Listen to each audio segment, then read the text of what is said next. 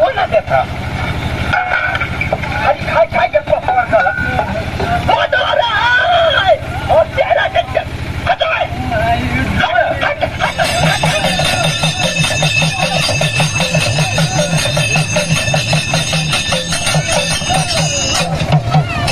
ए मोहन भैया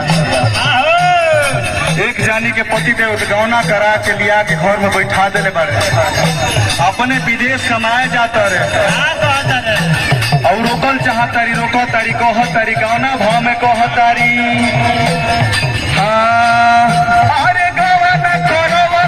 ए पिया घरे बैठवला आहू पियवा घरे बैठवला अपने चले ला पिया हो अपने चले ला पिया हो पूर्वी पानी झिया अपने चले ला पिया हो पूर्वी पानी झिया अपने चले ला पिया हो पूर्वी पानी झिया चले ला पिया अपने चले ला पिया हो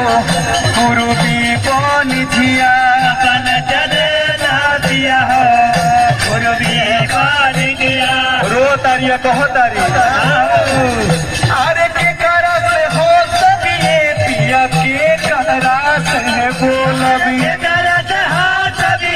पिया के करा से बोला आहू पिलवा के करा से बोलबी हो पिया के करा से बोला आहू पिया के करा से बोलबी हो पिया के करा से बोला के करा से कह भी राजा हो के करा से कह भी सैया हो दिलावा के बतिया करा से कह राजा हो दिलावा के बतिया के करा से कह भी राजा हो दिलावा के बतिया करा से कह राजा हो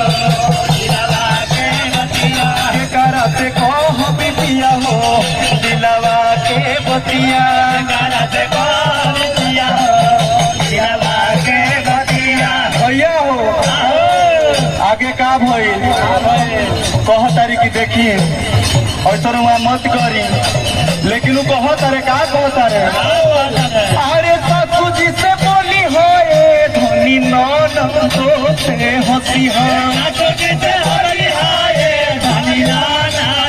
से हंसी हो धनी नौन से हंसी हो धनी नौन से हंसिया आहो धनिया नौन से हंसी हो अरे देवरा से करी हो धनी हो देवरा से करी हो धनी हो दिलावा के बतिया